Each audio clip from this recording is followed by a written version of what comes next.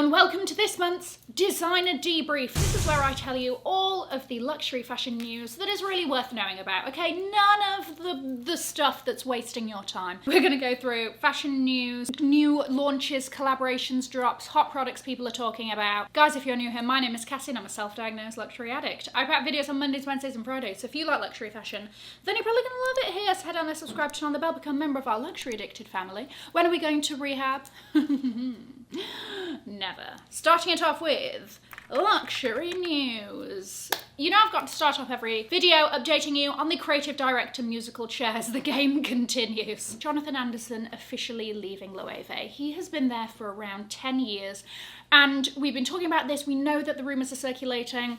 We know that he's probably going to go to Dior. He posted a really emotional goodbye Instagram and they didn't show at Fashion Week this season, and instead they did this sort of like presentation where you could really get up close and personal with all of the beautiful craftsmanship and innovative techniques that Loewe is so well known for, and that Jonathan Anderson has really put on a platform during his time there, right? We have him to thank for the puzzle bag, amongst many, many other things, including the sort of really great personality slash tongue-in-cheek slant that the Loewe social media platforms have. Even if you think of the novelty shoes he's given us, whether or not you like them or they work for you, it's sort of ushered in a new wave of novelty shoes. Look at the like cracked egg heel and the rose heel and the balloons, right? That a lot of brands have sort of started to follow in their footsteps. So he has definitely done incredible things for the brand. Taking Jonathan Anderson's place at Loewe are the two guys who started Proenza Schooler. This is Jack McCullough and Lazaro Hernandez. To be very honest with you, I'm not a Proenza girl. It's not really a brand that's done much for me in terms of excitement, or even, you know, I've not really been keeping up with them, to be very honest with you. So I don't really know their strengths. I don't really know what to expect from them at Loewe, but only time will tell. Let's see. Donatella Versace has stepped down as creative director of Versace and is the chief brand ambassador. Now, I couldn't really give myself the time to think about this too much, because if you're a seasoned subscriber, you know how much I love Versace, you know how much I love Donatella Versace. She is one of the last fashion icons that are just like a head-to-toe personality. You think of somebody like Andrea Leontalla, you think of somebody like Karl Lagerfeld. Donatella Versace is one of the last sort of iterations of that persona. She lives and breathes the brand. She obviously took over the brand following Gianni Versace's murder, and it has been her, you know, the majority of Versace's life we've seen through her eyes. And I think that she's done an incredible job, whether it's a brand that tickles your fancy or not. I think that we can all sit here and acknowledge the fact that she's done an incredible job with the brand. Think of the cultural moments by themselves. I think that her last collection was an incredible, what's that thing like, go out with a bang. It was one of those, you know, it felt like Versace's greatest hits. I've sort of gone in depth to talk about the highlighted pieces in another video that I'll link below, but I think it was a great end. And what was really, really heartwarming is a video was shared on social media of the team celebrating her after the announcement was made, all dancing to Lady Gaga's song Donatella. So there we go. Okay, did my eyes get a little bit misty? Okay, yes they did. An icon, a legend, and she is the moment. So good for her. Now, Dario Vitale is the new creative director of Versace. What is his background? He has most recently been at Miu Miu, where he's been, I think, for the last like 10-ish years. I lie, he's been there since 2010. I will say, as somebody who wants Versace to thrive, it could do with getting the same level of sort of it girl status as Miu Miu is currently experiencing. I don't want the Miu Miu girl at Versace, they're two very different brands, but maybe there's something that Dario will be able to, you know, instill or inject into the brand that gets it the clout that it deserves, truly. So I'm interested to see what he's bringing to the table, and I'm also comforted by the fact that Donatella is still very much at work in the company. Casey Cadwallader is no longer the creative director of Mugler, and instead his successor has been announced, Miguel Castro Freitas, who most recently was at Sportmax. I don't know. Once again, we sort of heard mutterings of this. Casey Cadwallader has done amazing things for the brand. He's really commercialised it in a way that it sort of needed to be done in order for it to survive as a fashion company in 2020 whatever, right? So I think he's done a great job in that respect. I'm tired, you're tired, and here we are. The game continues. This one really sucked all of the life out of me. It was announced that Demna is the new creative director of Gucci. As we know, Gucci hasn't been having the greatest time in terms of numbers and growth with Sabato De Sarno as creative director. I personally just think I need a little bit more time, but I don't make those decisions. I've done a full video going in depth about my incoherent thoughts around this appointment. That will also be linked below. I'm not the only one who seems to be disappointed. Kering's stock has dropped to, I believe, the lowest it has been since 2016. So it looks as though investors and, you know, the money people aren't quite so happy with this decision either. I will say, one of you guys, a subscriber, commented on my last video about his appointment, basically saying, listen, drastic times call for drastic measures, and maybe this is the move. Maybe it is the move, and once again, only time will tell. I just hope that maybe we could have chosen somebody, literally anybody else. Autumn/Winter 2025 Fashion Week has come to a close. Now, I found an interesting little ranking of the most popular shows from Paris Fashion Week and Milan Fashion Week based on how much social media talk has been done around these shows, right? So I thought this was quite interesting. I'm only going to talk about the top 5 from each.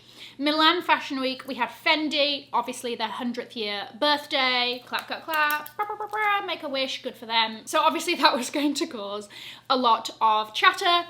They are reissuing these Fendi Spy bag, all of that, great. Antonio Maras, I'm not gonna lie to you, a new name to me, but I'm happy for him. Then we had Versace. Once again, it was a great show. If you don't think it was a great show, I think you need to inquire with him, quite honestly. Moschino, and then D Squared, who are also celebrating their 30th anniversary, and they did so with quite a show. Performances from JT and Doechii. Naomi Campbell walked. I mean, it was a theatrical performance, and it looked a hell of a lot of fun. Then, if we move into Paris Fashion Week at number 5, Saint Laurent. It's always a really heavily talked about show. Victoria Beckham, happy for her that she is also getting the credit that she deserves, because actually she's an extremely good, or she at least employs some really great designers, and I think her clothing is actually fantastic. Chanel design team came to play, and they put on an incredible, incredible collection, especially the bags. Don't look if you don't want your wish list to bulk up. Coperni did theirs. They are very much the brand of gimmicks. Their whole show was done in like an office setup, okay? It was very Severance. It was very all of that. It also like looks like a trading floor, which gives me PTSD. But there was that, and then number 1 on the list, ring-a-ding-ding, there is hope in the world. Schiaparelli, come on. Speaking of Coperni's gimmicky ways, they teased a little. I really hope this goes into production. The Coperni Tamagotchi bag. As we know, they have their like swipe bag, which is their sort of hero bag shape, all right? And they've done this in various interesting variations and materials over the past few years. They made one that was like lighter than air or something, I don't know, something that like was carved out of a meteor or whatever. And now they shrunk it and put a tiny Tamagotchi in its belly. And I love it. They have to put this into production, please. People will buy it. People like me, will buy it, okay? It's fun, it gives me nostalgia. I want to see how long I can keep it alive, because as a child, it wasn't lasting more than a couple of days, okay? And I would like another chance at that. And this is a sort of like really chic, fashiony way of doing it. This is all I ask, please. Hear my plea. Prada is thriving. Good for them. As we know, it's a tough time for a lot of luxury brands. Prada cannot relate. They are showing a 17% growth in 2024, bolstered by Miu Miu specifically. Miu Miu is getting the Gen Z girls foaming at the mouth for luxury. Part of that is because those sort of like shoes, bags, the shoes actually not so much. The bags, they have quite a big price range in that you can get one that is, I don't want to use the word affordable, but not as expensive as other comparable luxury fashion brands. And so that's enticing people. Their bag charms and all of that and their sort of schoolgirly vibe is also very enticing, as is their collaboration with New Balance and the sneakers, right? But just in case you didn't know how much of an effect that is having, in Q4 last year, Miu Miu sales were up 84%. That's huge. Good for them. Apparently the arcadey bag in particular is a popular one. Printemps has opened in New York. Is this video just one big plug of all my other videos? Not quite, but I do have a video that tours you through this store that will also be linked below. However, Printemps, the French department store, has opened its first outpost in New York City. It is in the financial district, which is a little bit of an odd placement. They're also saying that it's not a department store because it's not got that sort of shop-in-shop feel. All of the merchandise is mixed together across brands, across gender, all of that. So you're really just going in and the hope is that you explore things that you maybe wouldn't have otherwise seen or gravitated towards. At the moment, the inventory is a little bit lacking, to be honest with you. There's some good stuff, but not as much variety of brands as I would have hoped, to be honest with you. There's like 10 really prominent brands throughout the store and the rest is a little bit. But I think that they're just waiting on more shipments. There are food options. You can go and have a glass of champagne. You can go and have lunch. There is a really great cafe, and I say that because the croissant is one of the best in the city. And I love a Sudden Good croissant. When I tell you, you can taste the butter in every bite, okay? Because some of them are just dry and nothing else. But anyway, that is a bone to pick on another day, Cassie. It's beautiful. The interiors, everybody's talking about it because it is so very different and immersive, and it really feels like a leisurely sort of day out. Moving into new and noteworthy. Okay, Louis Vuitton is launching beauty. It's about time. And I will say, I am so very happy that the person that they have appointed to spearhead this is none other than Dame Pat McGrath, the woman behind every iconic makeup look to have ever walked the catwalk, quite truly. That is not an exaggeration. What she is very good at, especially as somebody who loves a duochrome eyeshadow and pigmented eyeshadows, and eyeshadows that you put on and it's like looking into a new dimension, she does colour and pigment and innovation very, very well. So I'm really looking forward to this. I believe it's launching in the autumn time in Louis Vuitton stores specifically. So you're gonna have to go in store to shop. I'm gonna be first in line. Okay, I love it. I know the packaging is going to be 10 out of 10. I know there's going to be like a damier or a little sodding debossed Louis Vuitton monogram. They're also going to be releasing small leather goods in conjunction with the beauty. So maybe it's a fabulous little lipstick case. Maybe it's a fabulous little this thing. In terms of what they're dropping it with, they're not doing what Celine did, which is dropping sort of one red lipstick and hoping that everybody foams at the mouth, and nobody did, and now it's quiet. They are launching with 55 different lipstick shades, 10 tinted lip balms, 8 eyeshadow quads, yeah, and then like the small leather goods offering and all of that. I have faith, and I think it's going to be absolutely excellent. So save your pennies. If you want to get an idea of how much things are going to cost, look at something like a Gucci Beauty or a Valentino Beauty to sort of get an idea of cost and everything. But that's going to be great. Speaking of Louis Vuitton Murakami Drop 2 happened, and this was the Cherry Blossoms. Need I remind you that the final chapter is launching in May, and that is the cherries. Okay, the cheeky cherries. From what I'm hearing, I didn't shop this collection, so I don't really have like a personal experience of this. I've sort of heard mixed things. I've heard, again, it was a mess, you couldn't get anything online, but then I'm also hearing that in store you've got a little bit of a better chance. So it's a little bit all over the place. Similar styles that were done in this print to the first drop, but a much smaller collection. Air France and Jacquemus have collaborated together such that if you are flying La Première first class on Air France this year, or I don't know how long this contract is, in the near future, then you will be offered a fabulous set of Jacquemus designed pyjamas. It comes in a drawstring little dust bag. It says Jacquemus and Air France or whatever on the back of it. It looks very chic, and maybe that is the girl math justification I need to book a flight to Paris in first class. Magda Butrym is the latest brand to collaborate with H&M. H&M, as we know, have a long storied history of collaborating with designers, and Magda Butrym is the latest. The sort of focal point of her collection is the rose. This is something that's a core part of her normal mainline designs, so it's no surprise that it is heavily referenced, and there are rose patterns and rose formations of fabric on her pieces as part of the H&M collection. I will also say the tights are very good. A collection of women's wear accessories and jewellery will be available on hm.com and in select stores on the 24th of April. Maison Margiela collaborated once again with Gentle Monster. This is their third collection drop, and again, there's a lot in this collection. My personal favourite style is the one with the wiry little, skinny little arms. I don't know, there's something about that paired with like the acetate of the actual frames that I quite like and find interesting. Moving into hot new items. This jacket.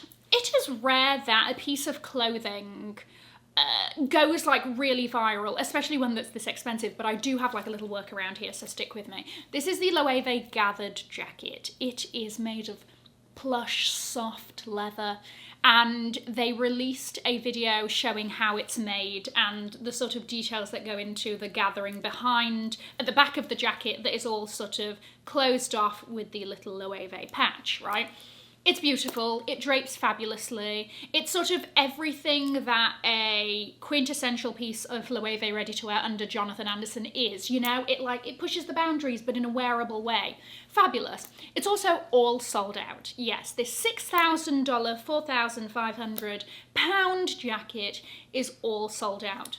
However, if you like this vibe and you want a cheaper version of this, they do the exact same design in the cotton for much less. Is it still expensive? Yes. Is it much less? Also yes. I thought that I should let you know. These are the Alaïa satin wedge. I think they're called the cube sandals. These really intrigue me. And again, they're sort of selling out in a lot of sizes. These are black satin, and they're almost like an elevated, more chic version of those like really bumpy foam platform flip-flops of the 90s. You know the ones. These are sort of the grown-up version of this. The woman also seems to dabble in the row, that sort of vibe. I felt like I should put these on your radar because I feel like they're going to be talked about more, / I feel like we're going to see them a lot. And then finally, we have Louis Vuitton's latest bag launch. This is the biker bag. It is this soft leather, inspired by a leather biker jacket, hence the name. And it sort of is meant to collapse in on itself so it can fold flat